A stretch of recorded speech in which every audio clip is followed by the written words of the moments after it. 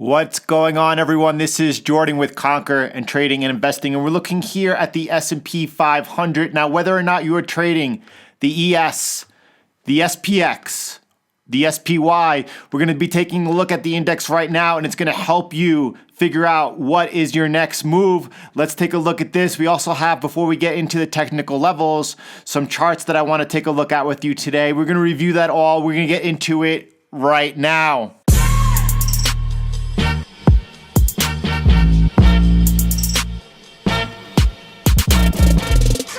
All right, we're going to start off here on the 8-hour time frame, and you can see that price during New York, this last session over here, has actually come up and tested the resistance at 30.25. I'm going to take a look at that in a second and show you why that's there on the chart. And you can see that we are closing now towards the low of the day.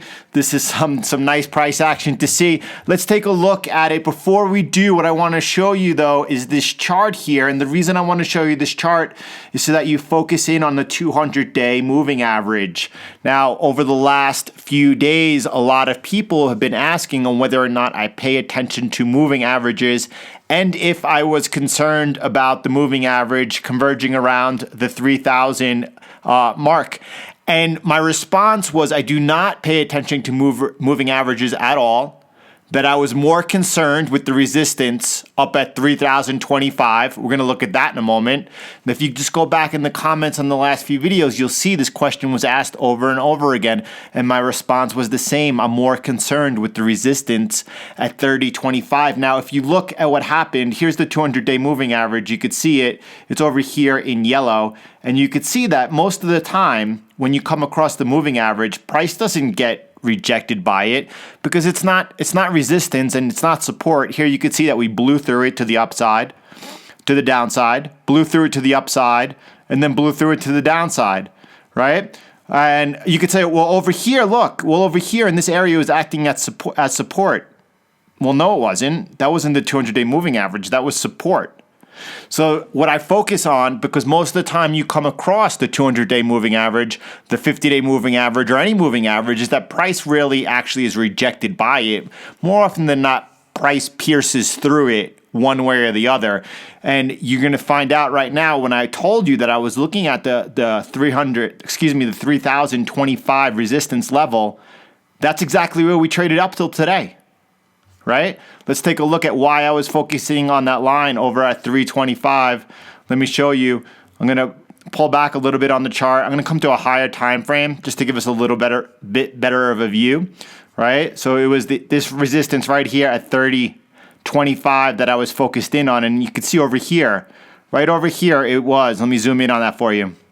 You could see that was resistance at 30.25, and then again it held as resistance. Then when it was broken, that area was then support. Come over with me, right over here. Here we go. You can see right here on this price bar, it was resistance, right? And then over here, you could see it acting as support. So going back, that's why I had that line on my chart. You could see clearly over here where it was acting as resistance over here, and then over here as support. And I had that marked on my chart as light resistance. It's not the big level that I was focused on, but I did think that a breakout of this area right over here of the 2972 would lead us up until the 3025, which is where we would get rejected. Now, come down with me early this morning, right? What was I talking about? Listen, do not FOMO. FOMO is not a trading strategy. Just because the futures are up, just because risk is on, doesn't mean you're going to get left behind. Do not chase after price. Prevented everyone from FOMOing this morning. We've not only been rejected by the resistance up at 325, we came down now and this trend line support was in play. You could see over here, this was resistance, this trend line, and over here now it was support.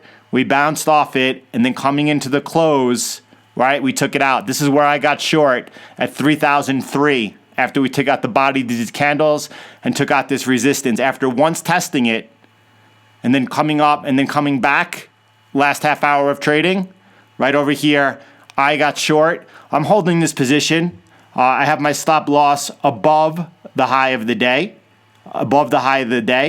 over at 3,026. And as far as what I'm looking to do with it, well, I don't know yet. As we come down, and if we get a chance to test down at the support at 29.72, I know that I'll go ahead and look a couple of things. I'll look to move this is really important. How to manage a trade is more important than the entry.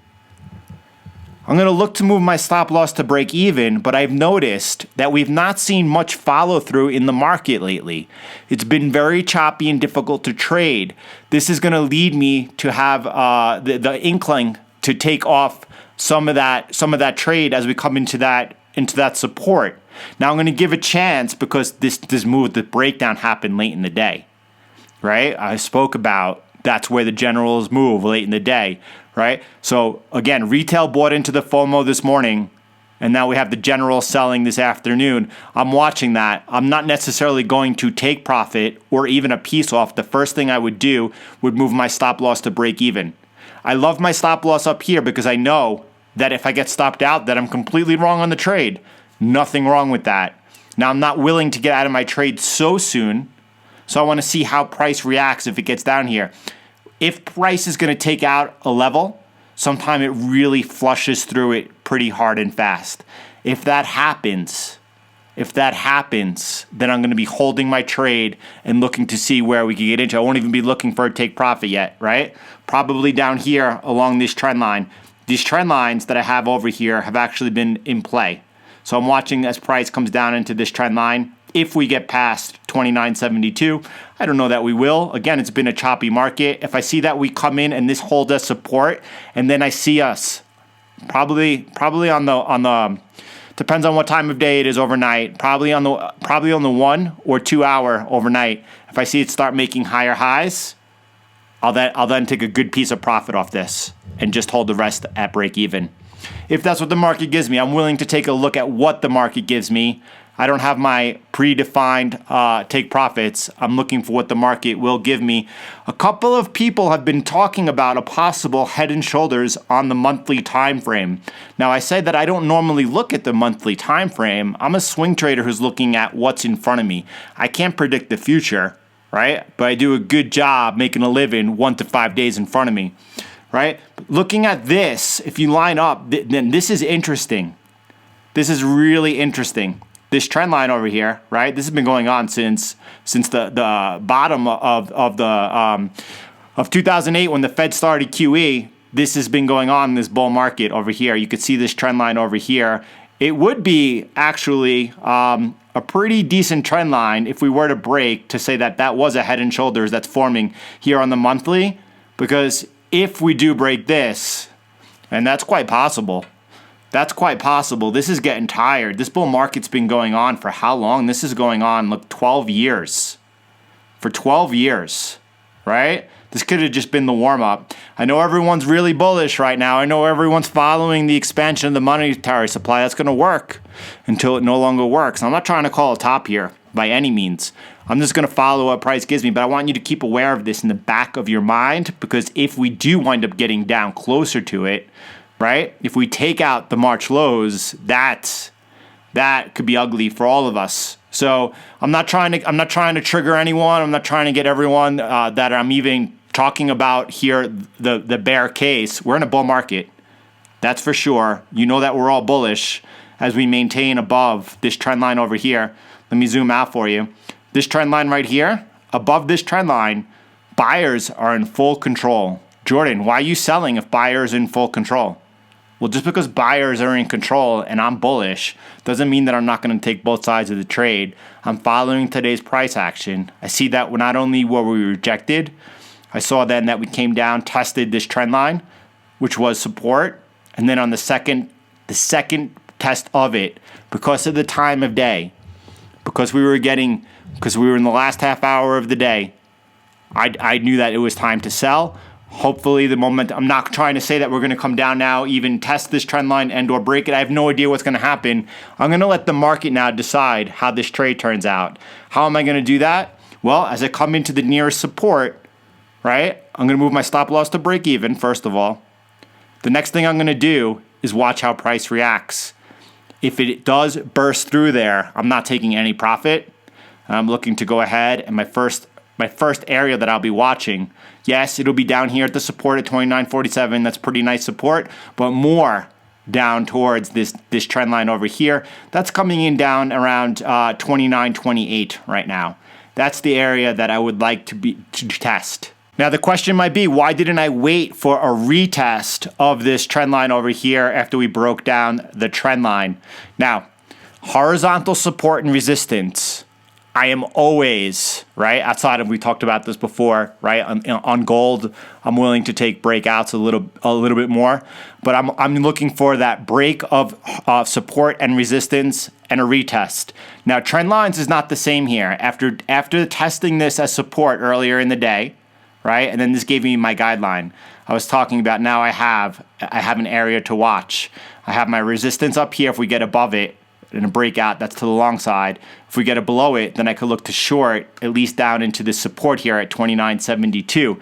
Now, I knew the trade was, because of the time of day, because we were breaking down after we took out that trend line again, that was the place to attack. Now, could you come up and wait for a retest?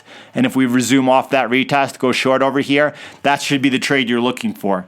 That should be the trade you're looking for at this time of day right now. If over the next hour, 2, 3, or 4, we're able to come back up and test this broken trend line right here, if that holds as support and we start rolling over, making lower lows, that's a fantastic place to get into an entry as well. All right, so be aware of that. I like my stop up here. If we take out the high of the day, I know that I'm dead wrong. I'm out of the trade. I won't be looking to flip there and go long at all. I'll simply take the loss and I'll reevaluate with you all in the morning. We go live at 9 o'clock a.m. Eastern time, a half hour before the markets open. We take a look at what happened overnight, set our plan for that session, see if we get into any trades, take a look at the rest of the markets. Everyone, have a great day, and I'll see you tomorrow.